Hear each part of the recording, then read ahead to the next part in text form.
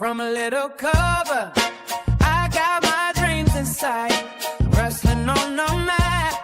I go and put up a fight with every hold and slam. I rise to the peak. Now as Professor Bear, it's my strength that they see. Roaring with knowledge like a lion so proud. In this wrestling world, I'm standing out loud. I'm Professor Bear, got the passion to spare. Wrestling's my life with the power to share.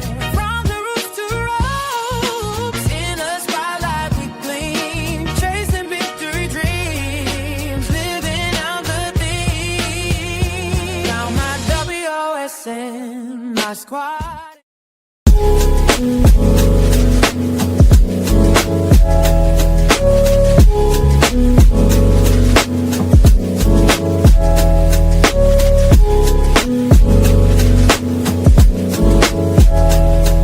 Yeah. Hey, new beginnings on the cusp. Not too old to adjust. Old dog, new tricks. Remember, I was just a pup. Something dirty in my cup. Clean soul.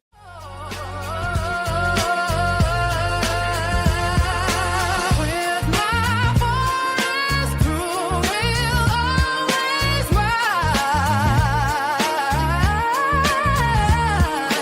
In the wrestling world, one just claim the prize.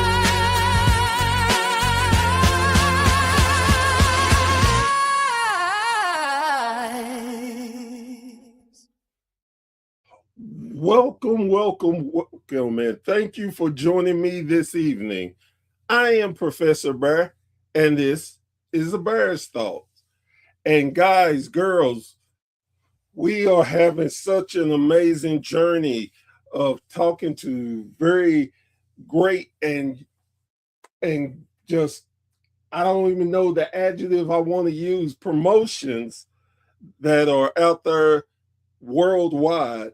And we're going to talk to a promotion that is very close to me in my area of Knoxville, Tennessee. We are talking to New World Wrestling and my friend Stevie. Stevie, how are you doing today, sir? I'm doing well. Thanks for having me on.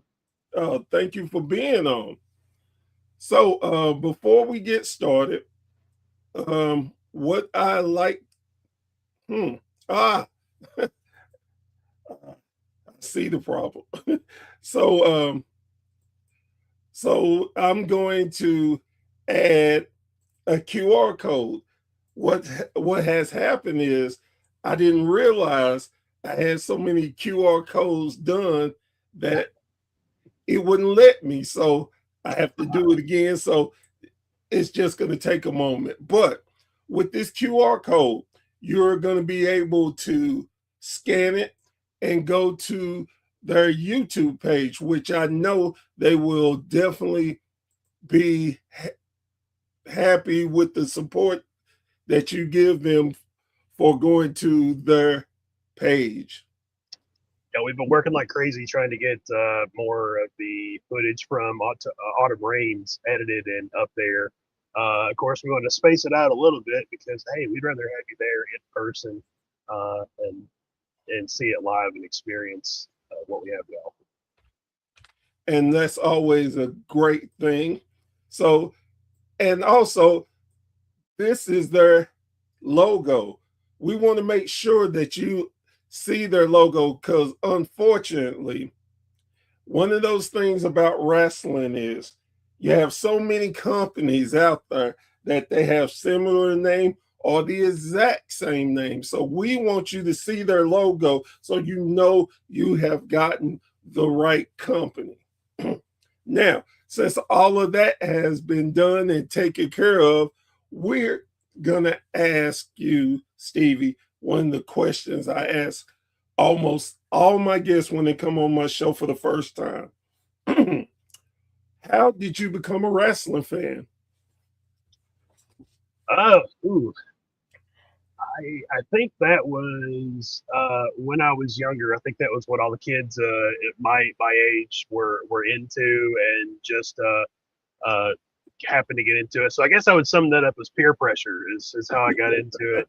And it kind of grew and evolved from there. I'm a 91 model. I was born in 91. So uh, that era of, WWE, WCW, the Monday Night Wars, late 90s, early 2000s was a pivotal time for wrestling fans in general. If you're a wrestling fan before, but especially coming in on something that's still talked about, 20, 30 years later on.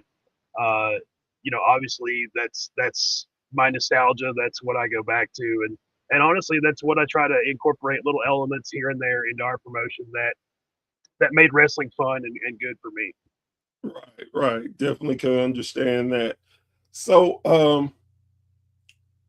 how did you go from, well, let me give you a little tidbit how old I am.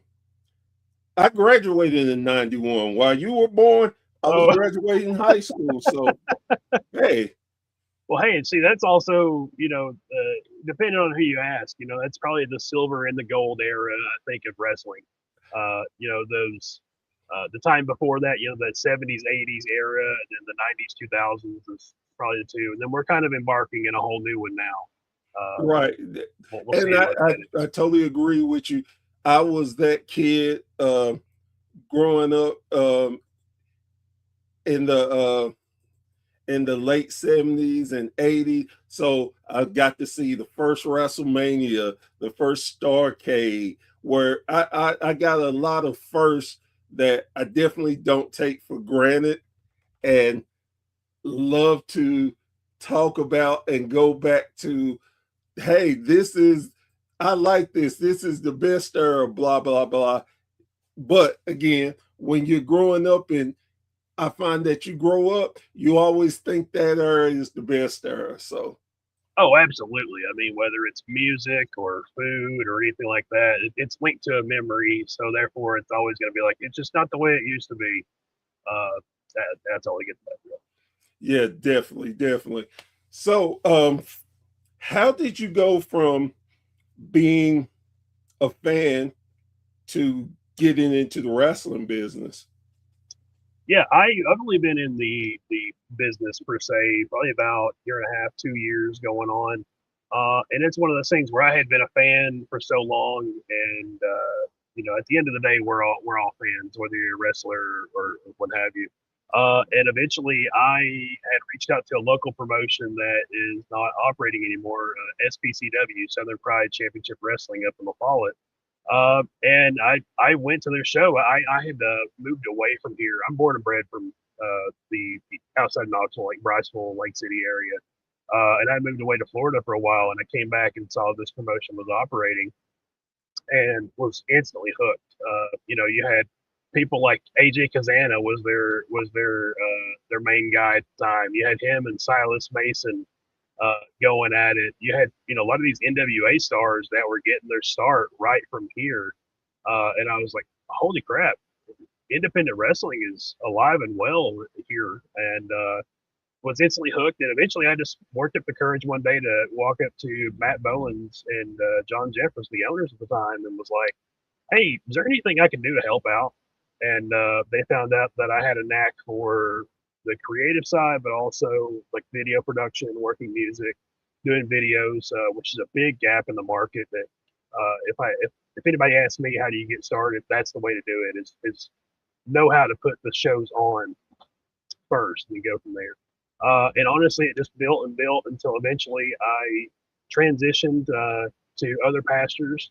I started working a lot with Pile Driver Pro, and it just kind of went from there. Different, NWA promotions, Crossfire, JCP, until eventually one day I was like, instead of floating my own ideas to these people, why can't I just do it myself?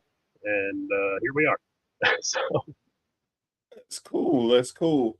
Um, yeah, even to this day, when I heard that Southern Pride had closed, I was in shock because they were putting on great shows and everything, and Matter of fact, I think I know I was at a Crossfire show, and one of my fans who we see each other all the time because he goes to everything, and he saw me and we got to talking, and he asked me if I knew about it. And I'm like, no, you joking. He said, nope. He said, they're closed. I was like, I can't believe that. Then the first thing I thought, man, that void that's gonna be left. Yep. And then shortly after that, you had School in Morton closing as well. So Yes, just two major pillars of this, I would say, this region just stopping for whatever reason, whatever be the reason. Everybody's got their reason. right. We've had, I think, actually 3 or 4 in this area shut down in the past year and a half, 2 years. You had Tighten the Turnbuckle was another one. Oh Greg yeah, Hyder, yeah, and there was another one out toward Chattanooga that had recently shut down as well. And it's like somebody's got to bring these people. I mean, from a marketing or an entrepreneurial aspect, there's a market share there now. You yes, can just make produce it with the same people or new ones. Um, but yeah, you talk about huge void, and one of the things that I've seen at some independent shows that is a big miss for a lot of people, a paradigm even, is get a camera out there, record it, because you look at old Smoky Mountain Wrestling. To them at one point it's probably like, it's just another Friday night. But you have people even today going back and watching those old shows, with like New Jack and all these other guys to watch those matches. I'm not saying that we're going to be that. There's a potential. There's a right. chance. So you're recording history whether you know it or not. It's very true, very true. And man, I think about a lot of promotions that recorded from studios, and all those tapes are lost. They erased them, taped over them, or it got burnt up in a fire. Just different reasons why we don't have some of the classics that we do, and the ones we do, boy, they are so valuable. They're coveted. Yeah. I mean, I'm fortunate to have been at SBCW for about 6 to 8 months, and I got a hard drive with just show after show on it. And I'm trying to find a way to be respectful to Matt, because I don't want to make it look like I'm profiting off of it, but I feel Right, like it's like a museum. It needs to be put in a museum, and it belongs to the people. It doesn't belong to any one person. And you think about it, the talent, it belongs to the talent, because obviously they can use it for promotional material. The people that were there, that could have been a core memory for them. Like, I was there at that show. I remember that. Uh, so yeah, I'm still kind of kicking around the right idea to put that out there and showcase that respectfully. right. So when you decided, okay, I'm going to start a promotion, what did you start with? What was your first, okay, I need to do this. This is my main thing to focus on, then other things. So we initially started. So it's not just solely me. You may see me more, but there's also my partner Ryan Bradford. That if you come to these shows or we're marketing or like that, you'll see him there as well. It initially started with him and another person, and I think that business relationship they had some creative differences, and it broke off, and and so New World had to actually cancel their first show, and that was something that was very public. They had a show that was going to be going down in June of last year, and actually Ryan was going to hire me to do videos, and we just kept talking, and I said, you know what, let's just go in on this and do it, because I can, from the production and networking side, we can hammer something home. Um, that was a little bit easier when it comes to starting for the first time. That part was easiest for me. That was getting the components to put on a show. Some people, obviously you got to have the ring. So I was able Right. to reach out to Net Pro Studios, because I know Dan rents his ring out quite a bit. But really, my first tact was, who am I going to have? Who's going to be on the first show? And we went into this not expecting to have a second, third, or any show after. We were just going to do one and see how it goes because I just wanted to literally put my mark on the wall and say we saved it. Really, the first show, probably about 80 to 90% of the card of people that behind the scenes did good by me. It was literally, as I said in the locker room, it's my love letter to wrestling. It's just everybody who's been cool with me. I don't care if we draw a single red cent tonight. I just want to say that we did it, and I drew a crowd in a place that somebody said that we never would, and we did. We went out with a bang. So where I started at is I started calling in favors. One call that I made a couple times actually was to Johnny Poke, who was semi retired. He got into some family life and whatnot. Shoot job, as we say. He obviously got into working, putting his head down. Wrestling kind of fell by the wayside, and I was like, "Why don't you come down and work for me?" And there was a little bit of silence for a minute, and then he said, "You know what? Let's do it." And now he's down here almost every other weekend, and I love that for him. Yeah, it's cool. So, so it started as just this was just going to be a one shot. So you can say you did it. Yeah. But then something happened, and what was that to continue the growth of the company? We knew that going forward that Ryan and I had obviously created plans for what we wanted to happen. The crowd feedback was one. That was something I was very receptive to, and told myself that I was going to be receptive to. That was people that were, like, "Hey, this is awesome, this is great. Where are you guys at?" And that were really on board. And it took a moment. Of course, when it's happening, you're kind of like numb, like overloaded. But after the fact, you have that long, loud silence of the drive back home, and you're like, I think we've got something here. And that realization sunk in more and more and more. And I got to give props to the guy, Johnny Poke. It was right before Thanksgiving, and we were just cutting up in the back after he had won the title, and I didn't expect it. I didn't expect him to do anything at all. And he's doing little promos with the belt. He's doing. He even had like where he's sitting down at the Thanksgiving table, and his wife's like, "Yeah, I sit there," and he goes, "No, that's where the belt sits." And honestly, seeing something like that, like the thought of him ever losing the title, like hurts. So it's like we picked the right guy. We have the right people in the right place. And also too, here's something too that I'll share. Just kind of peeking back behind the curtain. A lot of my guys were former SPCW. They're obviously on NWA quite a bit, but that dynamic, when you're in the locker room and you see people catching up and having laughs and whatnot, just that family. I hate saying family when it comes to work because it's used too much nowadays. When it's like, hey, we're like family, it's go the other way. Right. But it was like a big reunion, and that I love that.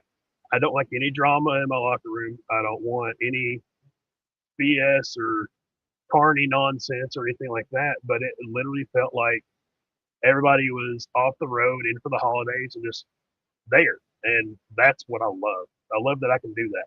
I can literally facilitate that. And that all that combined literally made me realize, yeah, we've got something we got to keep going.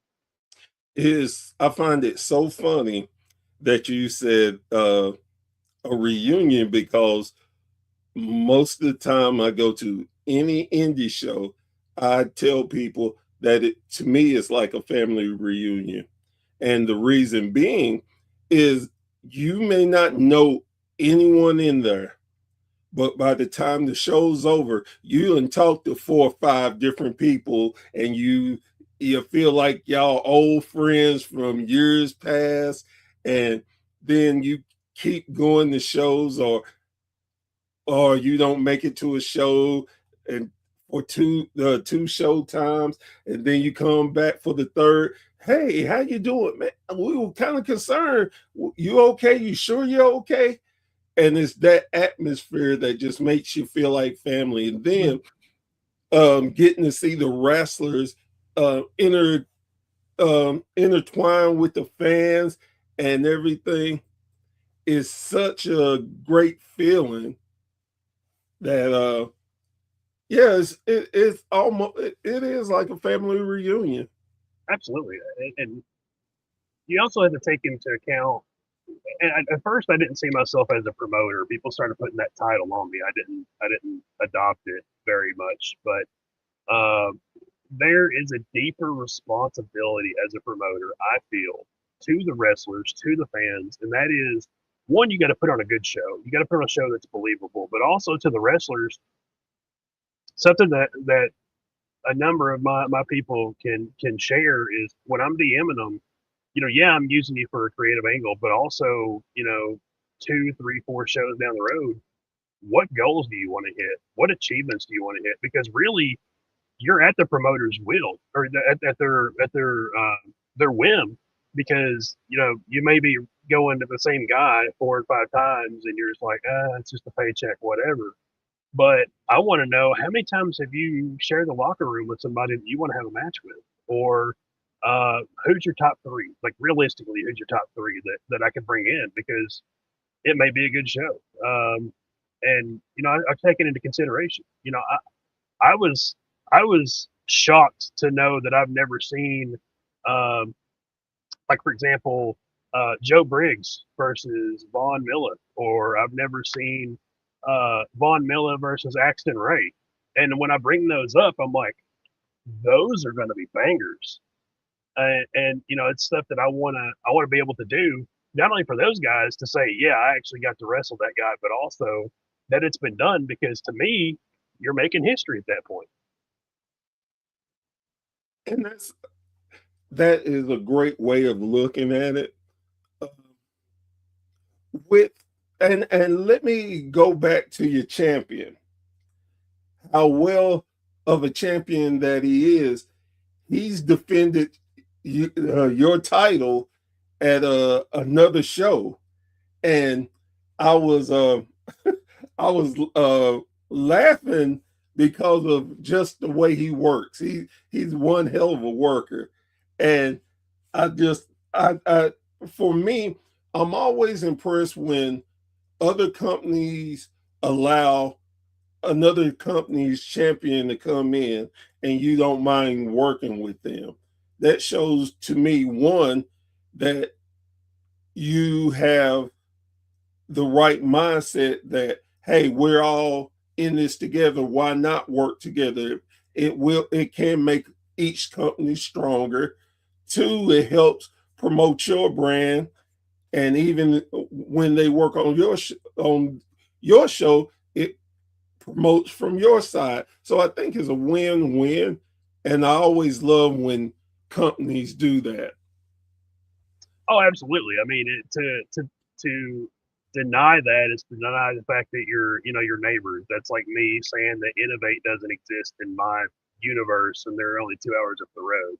I got to plug Innovate too. Our tag team champions, Axon Ray and Brandon Hartsook, have also defended the titles in a match against JAC and Zuka King. Well, I don't think they defended them, but they did. They brought them out. I mean, it broke through the curtain. Right. So from a promoter standpoint, yeah, that's free marketing, but I mean, it goes beyond that. And that is that you've established enough trust with somebody else that they got no problem not only having your guys, but having your belt in the same building.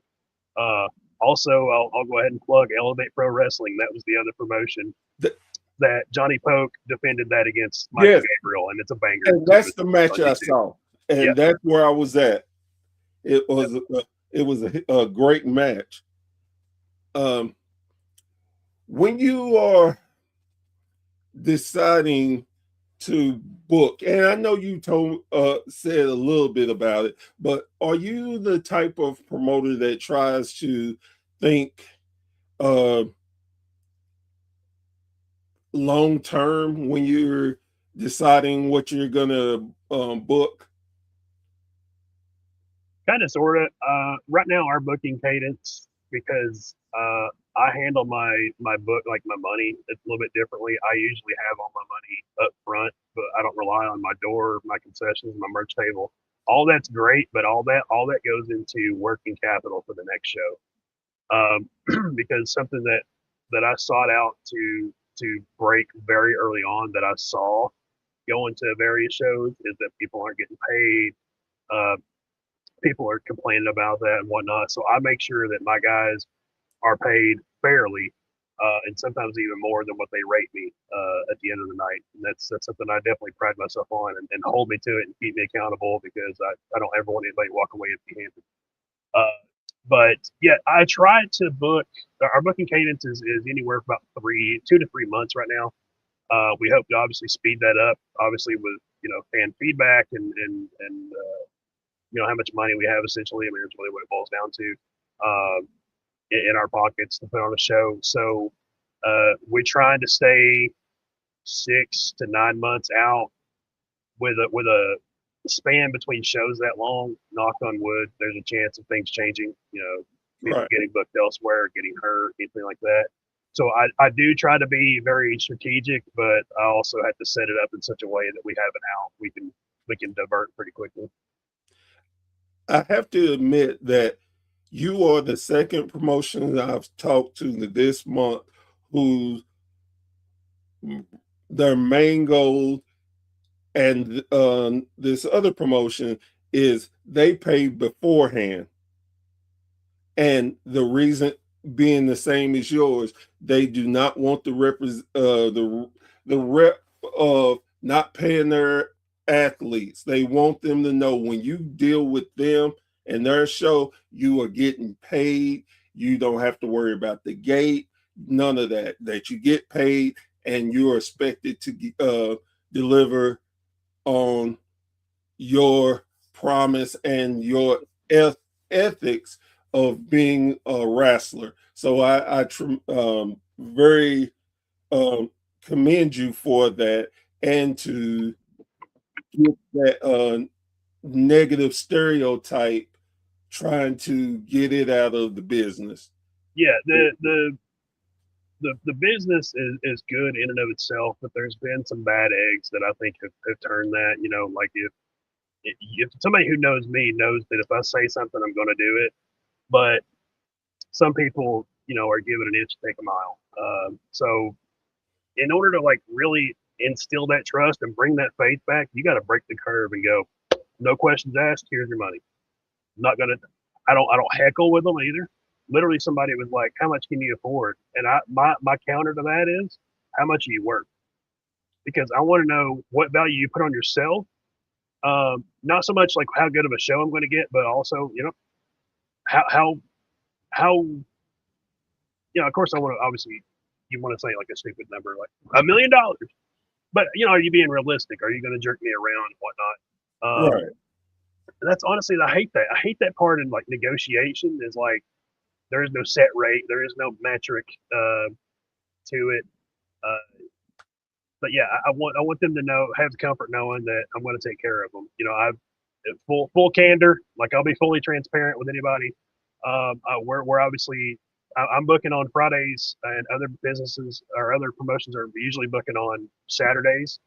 Well, the way our cadence is, I made it very clear. I've got no problem with any of the talent that I bring in being, headhunted or anything like that. I want them to get more bookings. That's what I said. I get before the show. The very first time I ever made like a locker room announcement was, guys, there is 5 other promoters in this room right now that are working in different capacities. So for you younger guys, it's time to show out because this is going to give you bookings elsewhere. And by the end of the night, 2 of them came to me and said, "Hey, I took so and so. Hey, I got dibs on so and so." And I love that because if anything, I'm a showcase. I'm the tide that can raise all ships, and that's what I want to be. Nothing more. Again, that's just so amazing. It's amazing when you hear good things like that, but it's also even more amazing when you hear more than one person say it and does it. Again, I just today talking to a gentleman, and he was saying pretty much the same thing. Once you work for him, you should work for other people.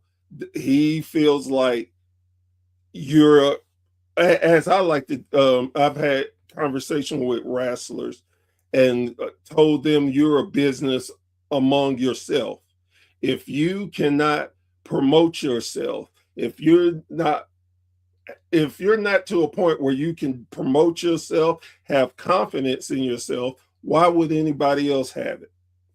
And the same thing. And I think they run shows on Fridays for the same reason. So, hey, this company does Saturday, go do them too. And another one does Sunday, go do them. Whatever you want to do, you feel you have the right pathway, go to it. He's not trying to hold you back or keep you down where you uh, beholden to him. And I love hearing that, especially coming from an era where that was frowned upon. Just to be honest, hell, you would get, some promoters would have you beat up for that. Oh yeah, I mean, don't get me wrong. I do kind of miss the days when like heels would get so much heat that they had to be like walked to their car. You know, that means you really struck a nerve and you were good at what you did. Right. It does still exist in some Oh places. yeah. Don't get me wrong. Uh, but going back just one second, another point that I made talking about uh, being a feeder from Friday to Saturday is I've got people that are coming down from like Indiana, Louisville, and whatnot, and I know darn well they're going to be in this area the next night. So I was just like, hey, can you take a lower PO and I'll put you up in the hotel? And they're like, yeah, absolutely. It makes so much more sense rather than driving home, in your gear or what have you, just to come back around again. I Right. want to eventually set that framework of where, you can take 3, 4 days off if you're not full time professional. You take 3, 4 days off work, and you can make a circle, and it's logistically sound, and everybody wins because if they come to my show and make a good scene, and then they're like, oh, you're going to be up in Crossville tomorrow night, bet. Then guess what? Everybody has won in that situation. The fan sees it, the two promotions will see it, and the wrestler gets to go out there and perform their art 2 nights in a row in the area and really make a name for themselves. That's what I found too. There's sometimes where you can have somebody just come in and you go, whoa, that guy was really something, and you'll follow them. But I've noticed that the scene in this area is quick to forget. If you're not in the area multiple times and really just pounding the circuit, it kind of gets lost. So if I can help instill that and say, hey, so and so's on Thursday, and let me take you on Friday and give you over to somebody on Saturday. And that's how WWE and the Fed and everything started. Was literally, hey, send me so and so, and I'll send you so and so. Why can't we go back to that? Yeah, definitely. So, so right now, being a young company, um, what is your plans for more titles besides your heavyweight title? So currently we have the heavyweight title, and then we have the tag team titles, which I mean is the staple of any company, right? Right. We just announced earlier in the month that we're picking up the Roane County Fair, so we'll be in Harriman. So you got to come to that. We'll be in Harriman 2 nights. I went ahead and said, whatever, we're going to go big or go home.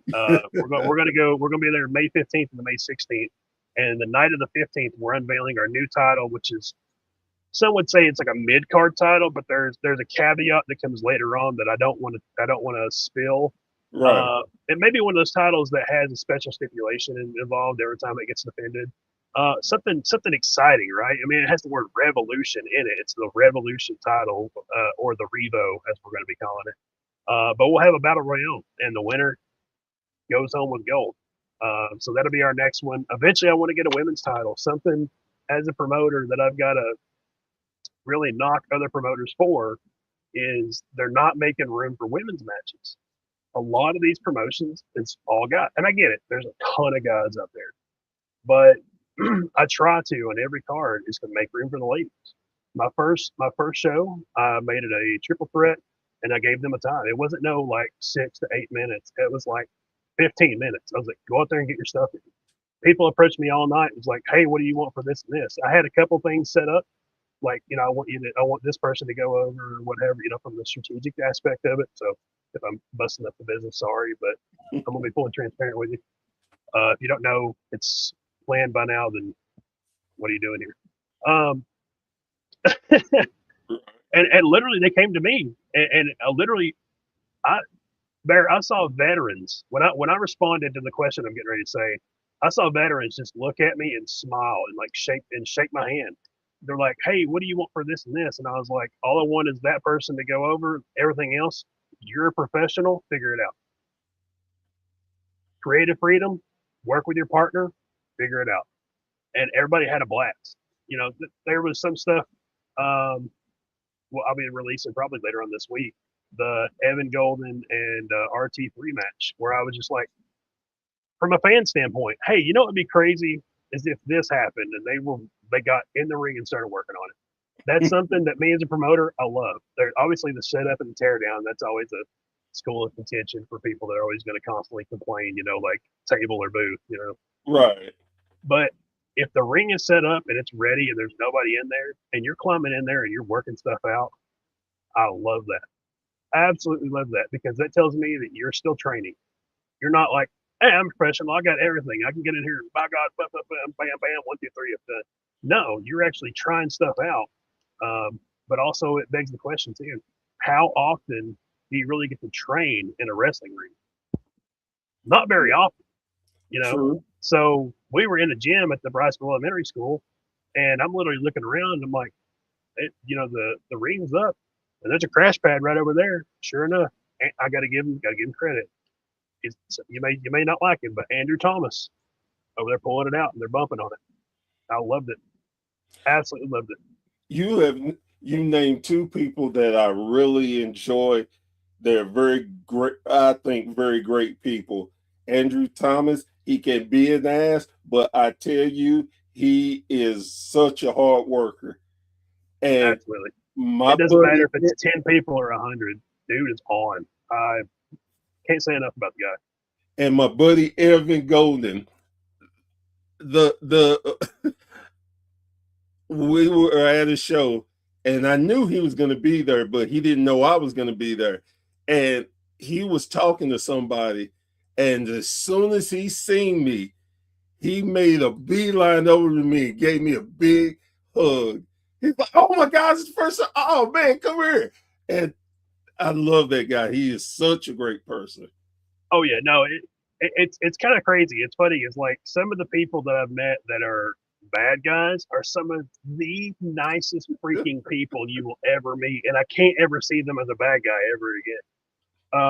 But Evan's one of those that can be believable. Like there's been times with him and Von Miller. Oh, he's one that he will be 100% messing with you, and you're just like, wait, what? And then he smiles. I'm like, I hate you. I really hate you right now. Axton Ray's the same way. He just has that look, and you're like, are we good?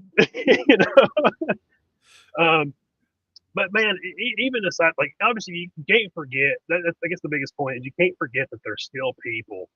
Yeah, they're out there performing. Yes, they are. Playing a character. There's some people that I would beg that are not a character. But get to know them. Ask them.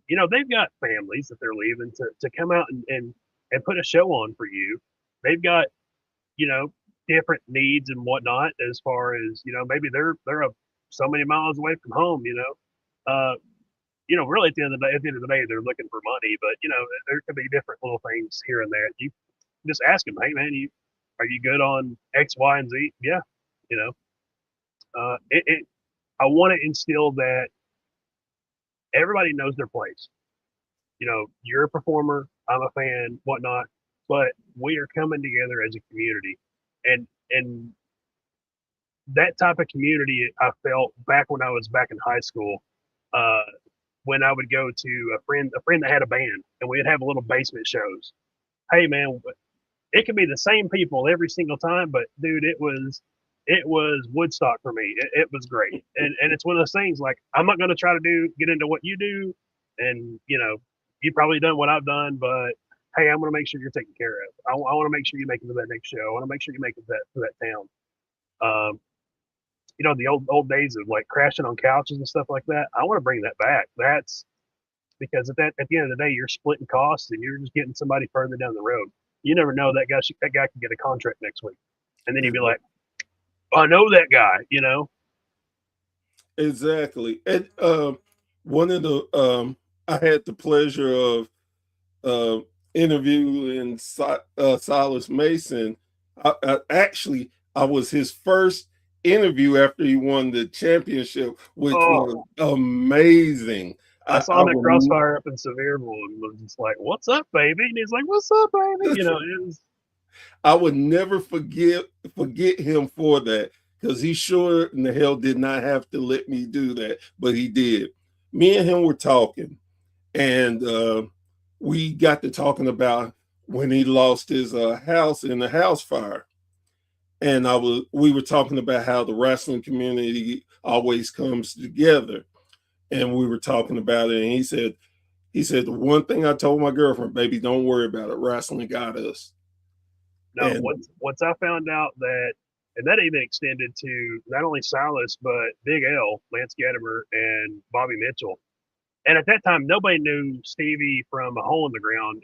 I could have just been a regular old Mark that just, sliding into somebody's DMs. But I literally, I hope that they hear this and go back and are like, yep, I slid into their inbox and was like, hey, man, I heard about what happened. Do you need anything? And I think I like Venmoed Bruiser Bob a couple bucks, and I think I bought some merch from somebody and whatnot. That's the best way to support somebody. If you don't want to just send them cash, dude, buy a shirt, buy yeah, an 8x10. I was tickled to death the night of Autumn Rains that Crazo, if you never heard of Crazo, you need to go look him up. He's a net pro student, and dude, he's taking this area by storm, and I love it. I'm going to have him on every show that I can. He sold out of every 8x10 he had because he had his own little section that was just head over heels with him. Instant over, instant pop. And it's like, so we did a little backstory too. Before the show, the main show, we had a 3 match matinee because the principal used to be my old chemistry teacher. So I was like, hey, let me put on a show for your kids. And he's like, all right. So I had the whole school there. Not, Briceville's 97 kids strong. It's a small school, K-5. And we had a show, and from the first match, they were all about it. They loved it. Best day of school ever is what I heard. And that first pop when the music hit, it was like, what I'm doing is right. I'm actually getting goosebumps now talking about it. But even seeing Dan, the owner of NetPro, when those kids came, or when the kids started screaming, he stands up with his phone and he's like, "This is what it's all about." I was just like, "I love this." It's like tattoos. Hey, you get one, you got to do more. It's an addiction. something that I definitely love is the giving back. Uh, I think that most wrestlers, if you really press them about what they do, that is what their most favorite thing is, to go do something for the less fortunate. And it amazes me on how often they become available for people in need. It's just heartwarming. Oh yeah, no, that's something that I've been actually kicking around myself, like talking about plans aside from wrestling, but something. This is my foundation that I want to kind of build off of. But my big masterpiece, my St. Michael's Cathedral, is I eventually, and I'm saying it here, it's going to be recorded, so it's going to be in perpetuity, so somebody can hold me accountable for it. I eventually want to get to where wrestlers can pay dues into a fund that's never touched. And if something like this happens, it goes before a board, there's your money.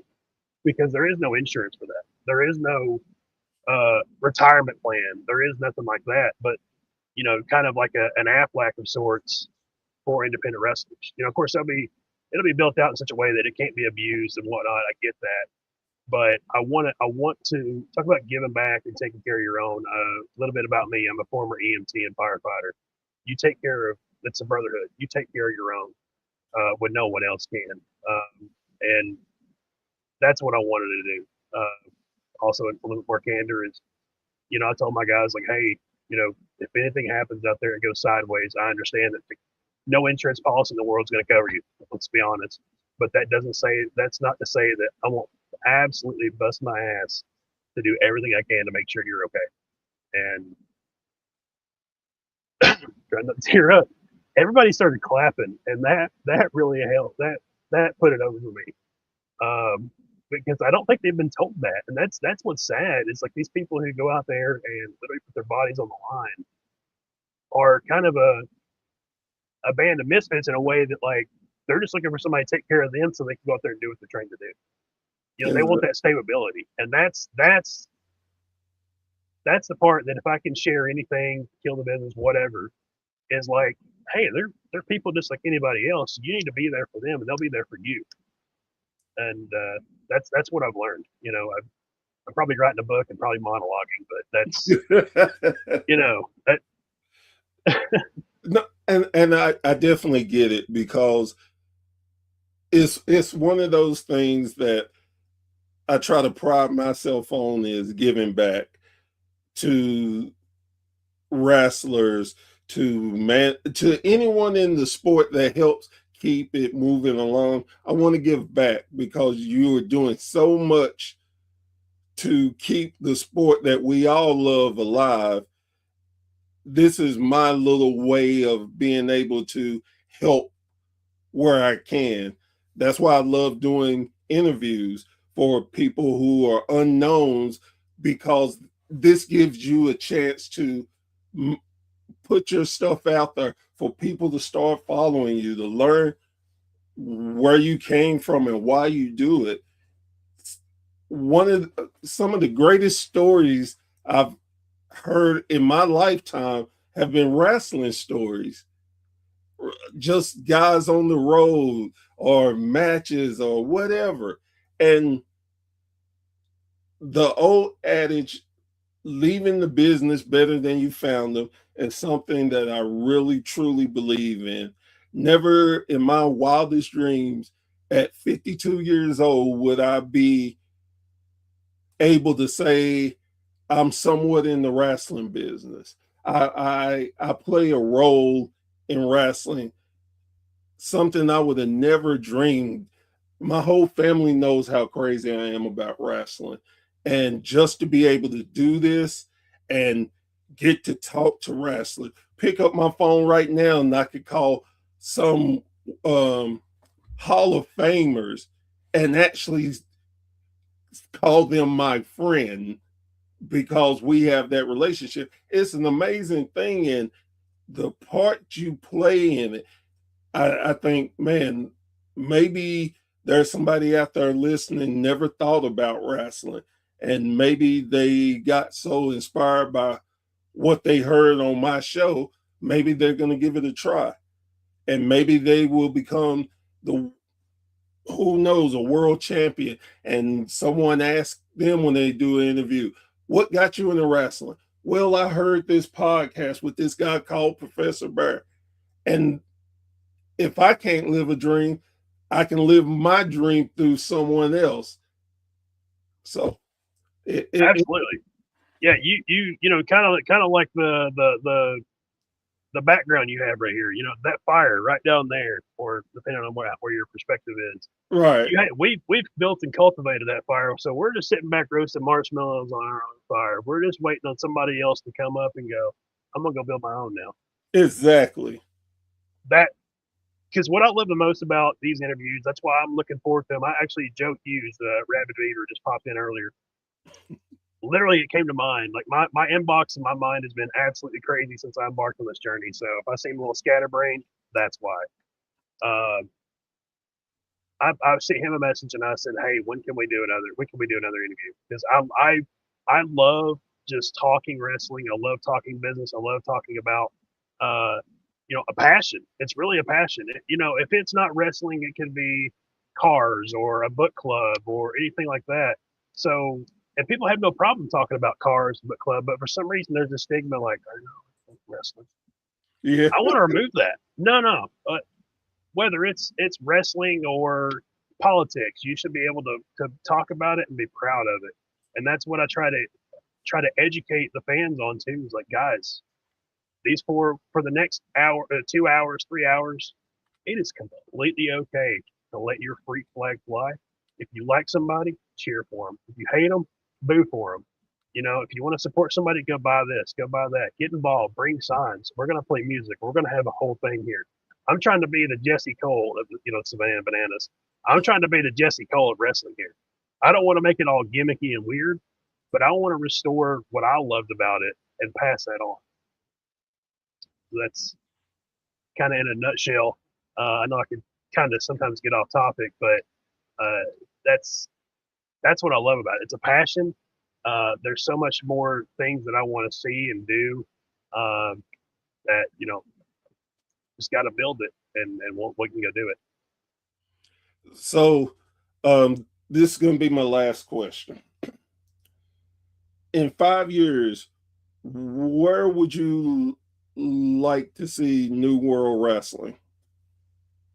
I would like to, realistically, I'd like to keep it in, where it was from. I'm from here. So it was a big point for me to start in Briceville and start in a small area that I always knew the people of Briceville and Lake City and Anderson County were good people, and they deserve, entertainment just like anybody else does. I would like to stay in this area, Eastern Tennessee. Wrestling in this area is alive and well. That doesn't say that I won't just to see if I can do it, go to another state and put on a show. But I would like to have eventually a brick and mortar place in this area that, just like SPCW, I got to give them all the credit in the world. Just like SPCW, for the longest time, it was something that we could count on consistently every 2 weeks. Boom, boom, boom, boom. And that was like church, right? You knew it was always going to be there. You could always count on it. You could always see the same people. You walk in every time, and there's people that you became accustomed to. Like every show I go to, Keith Sweet is always there. Always shakes my hand and whatnot. And I would like to have that. I would like to have the church of wrestling, so to speak, a place that people can count on. But schools like JPWA, the Jacobs Pritchard Wrestling Academy, and whatnot, are looking for places. So I would obviously look for a place that also has a show, but also has a training facility, and just start churning out more wrestlers, more talent, getting everybody better. And then, of course, as far as like broadcasting, syndication, I'd like to have some kind of platform built that people can start seeing it. The first time somebody tells me that, like, hey, we're from California, we flew in to see it live, I'm going to absolutely just die. Like, just bury me like I'm dead. Like, that kind of stuff tells me that, I'm touching people, because that's really what it is. You are touching somebody, and they want to come and experience it themselves. Anybody who will give up $10 to $50. Let me clear something up. Yes, you're touching people, but not in the bad way. Just be clear. To be clear, we're not into that. But no. No, you're speaking to their heart. Exactly. And it's amazing when you find out that you touch someone that's miles away. Like the first time I heard that people in the UK listen to my show, I'm like, what? Right. and I honestly asked the guy, I said, I just got to know why. And he's like, you're good. I'm like, okay, y'all, that's your opinion. See, I'm the same way. People are like, dude, I like this or that about you. And I'm like, I guess that you're kind of like me in that regard, where our standard is a lot higher than people's extra in some regard, where it's like, it's just common sense. Like people, right. Like vets come up and shake my hand, like for, having bottles of water or what have you. And I'm like, it's just being a decent human being, but okay, I'll just keep doing what I'm doing, And it's what I find so amazing of, no matter where you come from, no matter what race, creed, religion, if you can understand wrestling, just if you can say wrestling, you'll be surprised on how many people will who would give you the eye, wouldn't trust you. You say wrestling, boy, it's like opening up, going through a history book, finding out your relatives. It's like, oh, wrestling, yeah. Normalize first dates at a wrestling event. Okay, I found love at a New World Wrestling show. Yeah, no. Hey, if somebody tells me that you want to get in the ring and get married, I don't care. Let's go ahead. I tell you a funny story. When I watched the Hell in the Cell match between Undertaker and Mankind, I was with my then girlfriend, now she's my ex-wife, and we were watching it. And Mick fell through, and I'm like, oh wow, she's covered her face and stuff. And then she's like, oh my God, he got a tooth in his nose. I'm like, no, he don't. And then I'm like, holy shit, yes, he does. Wow. And honestly, even to that point, I wouldn't be doing this right now if it wasn't for my current wife. I had an opportunity. I was on Facebook and somebody sent out a message to people saying they were going to do a podcast and they needed hosts. I thought about it for a second and I'm like, I'm not going to do it. Went in the room with my wife. She was my girlfriend then. And I told her what I saw. And she was like, why are you sitting here? Why don't you go and fill it out? I'm like, man, nobody don't want to hear me talk about wrestling. This is her famous words. And to this day, she still doesn't let me would not let me forget. She was like, baby, you would debate with God. I sat there for a moment and was thinking in my head, I'm like, no, yeah, I would. I would try to be so respectful and everything, but I was like, Lord, I don't think you see this point. Right. After he strikes me with lightning. I didn't steal it. I was simply borrowing it. I just didn't get the chance to return it. Something like So listen, it's the timing thing here. It's all about a matter of perspective. I'm the same way. My wife keeps telling me, big ups to her. She's been my cheerleader as well. So hey, shout out to any wives or any figure for that matter that just says, go do it. Exactly. But, she tells me to get into law. She's like, you can argue so good and all that. And I'm like, I don't know. I think if arguing was my job, I'd probably hate it too. So I get tired of it. Now, debate, and that's the crazy thing. I can debate. I'm very analytical, and I'm good at seeing. Most times, I'm very good at seeing both sides of the argument. Mm-hmm. It just depends on my mood, on how I will argue. Most times, I try to stay calm and collected. I can go back and forth with anybody. But if I get drugged in where I'm irritated, I try to go for the throat. Yeah. I'm gonna shut this down right now. Right now, exactly. I ain't got time for this crap. Let me just go ahead. Where I would build up and up to the crescendo. No, I'm going straight for your head. Yeah, you come up and you just do this. Listen. The knife hand and listen. I get it. I get that. So with that, before we go, do you want to give any more shout outs, promote your dates, anything you would love to do, sir? The floor is yours. Yeah, I think this is only the second interview I've ever done, and I think every time I have one, I mention those people that have really helped me. One of those being, I don't know if he wants me to put his wrestling name up there because I make you his gimmick, but Josh Rose, you know who you are, and if you know who he is. I wouldn't be here doing this if it wasn't for him. And he's still, we're still people that bounce ideas off each other and honestly keep pushing each other. There's probably a bajillion wrestlers that if I said one, somebody's going to be like in my inbox. There's, you know who you are, and if you don't know who you are, then there you go. February 27th, Clinton, Tennessee, Clinton Middle School, and on Hicks Street, Clinton, Tennessee 37716. New World Wrestling presents Forward March. We have a full card there for you. At least 8, maybe 9 matches. I may have a surprise. So get there early. Doors open at 6 p.m. Eastern. Tickets are only $10 for general admission, $15 for premium. Ringside seating is still available.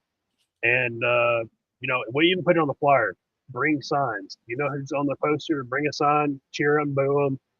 Bring cash for merchandise. Be prepared for all of that because we're going to have all of that.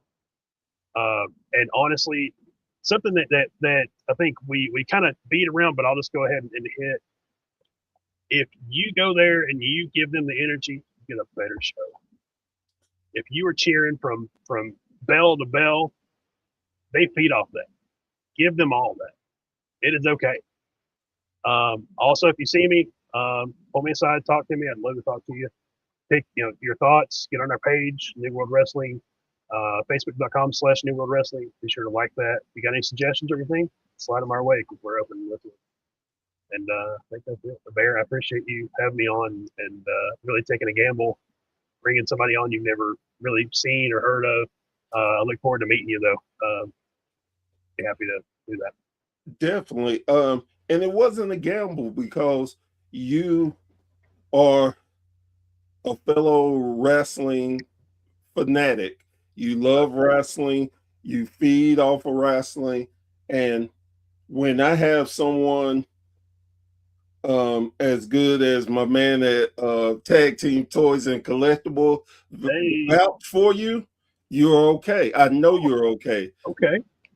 Him and his wife are such amazing people. Love them to death, and I thank them for everything they do for me. Yes, it's not a gamble. You are welcome anytime on my show. Who knows what the 27th holds now? I might see if I can make some changes. You might see me. You never know. But if not this time, you will see me soon. Would definitely tell you that. And also something that died with SPCW that I'm already floating the idea for, that I think is a huge void, but I honestly loved it. I don't think I've ever seen anybody that's hated it, but I'm kicking around a Thanksgiving show. We need to do that. The amount of people that draw on a Thanksgiving show after they're done eating and living in where they belong. Oh my gosh. And that used to be a staple. The Thanksgiving and Christmas shows. It was a tradition. It was a tradition. Exactly. You'd go eat your mother-in-law's nasty food, and then you'd go to the. I said it. I don't care. Shots fired. And then you would go eat a glorious hot dog at a Thanksgiving show. But yeah, that's a thing. We need to restore that. That's stuff that I'm sensitive to, and I know that's gone, and it's on my list to bring back. Well, again, I thank you for everything you're doing for the business.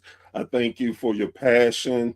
I thank you for trying to, as the saying goes, leave the business better than you found it. Yeah. And it's people like yourself that really makes the wrestling community grow and grow in positive ways. And not only myself, your fans, and my fans, but everyone thanks you for that because you do so much for the business. And especially like you said, East Tennessee, it's a wrestling tradition. If you go and look into some of the history that East Tennessee has with professional wrestling, we have one of the rights to argue we are the kings of the wrestling world. So, Around this area, Mountain Dew and wrestling are the two man, things that we churned out. That was one of my first shows that I got to like go behind the scenes and help out was Chilhowie Park. Go there while you still can. You talk, hey, I struck it. You know what I'm talking about. yeah, It was the yeah, Tennessee I Valley know. Fair. It was the Tennessee Valley Fair, and Hell yeah. for the first time in like I think it was 40, 50 years, Joe Kazanda Promotions did a show at the Tennessee Valley Fair at the Chilhowie Park there at the amphitheater, and I knew how significant that was to wrestling history to have a Kazana back in that area. That I literally hit Joe up and was like, "You even got to pay me? Two things: let me be there, and let me help tear down your ring." You would be amazed how many you go there as a fan and just ask somebody, teach me how to build and tear down a ring. Of course, it's manpower, so like anybody can get out of it. But Right. that shows that you are willing to pay dues and you're expecting nothing in return. And that is a currency that is forgotten, but is still the gold standard. Is paying dues. If you want to earn respect, give it and you'll get it back.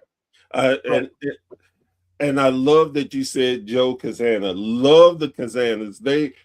The Kazana, the pages of Crossfire, those are like, I call them my home promotions because anytime I go to any show, they always see me, they speak yep, with me. KJ always, as much as I love KJ, when he's playing that heel, he always finds me and just picks on just me. ribs you. Yep, Yeah, yeah. just like, man, one day you're gonna do that, and I'm gonna catch you when you ain't thinking about it.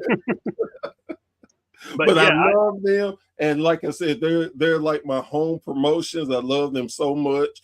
They get uh Kate oh goodness. Dang, not Collie, but Kenzie Page. Kenzie Page gave my company our first wrestling promo. She did it for nothing. And most times she sees me now, she cuts me a promo. I love them for that. That, like I said, it's family. I yeah, truly feel like family with them. exactly. No, I knew how significant that was, so I asked to be there. And yeah, some people in the industry will be like, "Wow, you got stuck with like the kind of Or the grunt work." And what I did was I stood there because the way it was set up, I stood there and got to watch the merch table for Tom and Camille, Tom Latimer and Camille and George South, and I got to talk to them the entire time and pick their brain. And it ended with George, of course, gave me a thank you and a hug. And then I ended up with Tom's phone number. And when Camille got signed to AEW, I sent him a text message like, "Hey man, congrats!" And he just, every now and then he'll just send me a text message, and like having that bond is great. And yeah, it is. it's one of those things where you never know. You just pick up the phone and go, "Hey man, what are you doing?" Like 2 Saturdays a minute. It's networking. We're all in it together. Exactly. And to show them how much you respect them. I think that if nothing else, one of my biggest interviews for my that I believe that just personally meant the world was talking to Ron Fuller. And He's Ron Fuller, and I told him how much he meant to my family and what he meant for me growing up in wrestling, that if it wasn't for him and his family, I don't know if we would be in the wrestling. I would be in wrestling right now. And it was amazing. My sister, who she's somewhat of a wrestling fan, I could tell I'm interviewing anybody. She was like, okay. When I told her I was interviewing Ron, she'd say, please tell him how much I love him. And I told him, and he gave her a little message on the interview. And I thought that was super great. it's, it's crazy, especially getting to be those people where you're like, "Hey, so and so said hi," or "How's your mom and them doing?" or something like that. And you're like, that's the NWA champion right there. Asking how my mom's been. You know what I mean? And it's so crazy. It's like, wow, I know it. I'm actually friends with a world heavyweight champion. I did this. Ricky, anytime I see Ricky Morton, he always calls me over. He Kerry Morton. Again, I could go on and on with names, but these people they just really don't truly understand how much we appreciate them and appreciate what they do for us, and to see them on their human side and how nice and sweet they are for people they don't have to be. It's amazing. I sit back and watch a lot of wrestlers do things for kids and parents just to put a smile on their face. It's some of the greatest feeling in the world. Yeah, that's what I like about like Dark Side of the Ring, for example. Like, you know, it's not always like the bad things, but you look back at, he does not get enough credit at all. But Bam Bam Bigelow, if you look at what he did before the end of his career, you'll look at him a completely different way, man. Exactly. Well, my friend, again, thank you so very much for being on my show. I can talk we can go 2 hours. Let's go. But again, thank you so very much. You're definitely going to be back on. And again, who knows about the 27th? Who knows? You never know what happens. I'm gonna put a graphic up with a little silhouette. Like, the longest running Grand Slam champion, Vacant, will be there. Oh, Vacant owes me a title shot, by the way. Just so you can pass it on to him. He owes me a title shot. That's it. Well, hey, if you're going to be there, great. If not, catch the next one. Hopefully, it'll be one of those things where it's not like, man, it's going to be the last one. It's going to be, we'll see at the next one. That's what I want to leave each show as is, we'll see at the next show. I love it. Love it. Guys, girls, thank you so very much for sitting around the campfire with Professor to hear another great interview. I say this every time I finish a podcast, and I cannot express it enough, and I'm not going to stop saying it. Please, please, please go support your local indie promotion. You never know who is there working their way up. You never know who you may find and become a fan of. You never know who is starting there, and down the line they could be a world heavyweight champion for a major promotion. You never know. So give that support to it. Plus, the best thing about an indie show, you come in with money, you actually can leave with money. I know concept. That's something we do too. Is like my wife was asking me how much should we charge for this and that, and I was like, keep it reasonable. Like no more than $2 or $3 for a hot dog. Like come on, like $6, $7, $8 for a glizzy is just insane.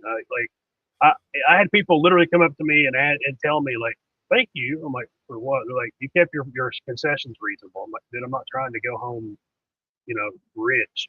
I got to give Dan Jones or Dan Matthews, whichever name he wants to go by, credit, passion over profit all day and every day. If you as a promoter or a wrestler or anything like that, keep letting your heart guide you, you'll never go broke. And that's what I want to keep going by. Speaking of broke, it costs $0, and you can do it right now to follow or share a page or invite everybody that you know to take a look at it, and then it's on them if they want to accept it. And you never know, it could be something that gets the next person involved, and they could be right here on this podcast next. Exactly. Guys, girls, thank you for joining Professor Bear. I am Professor Bear. This has been a Bear's Talk, and we will see you again around the campfire very, very soon. Y'all take care. Thank you.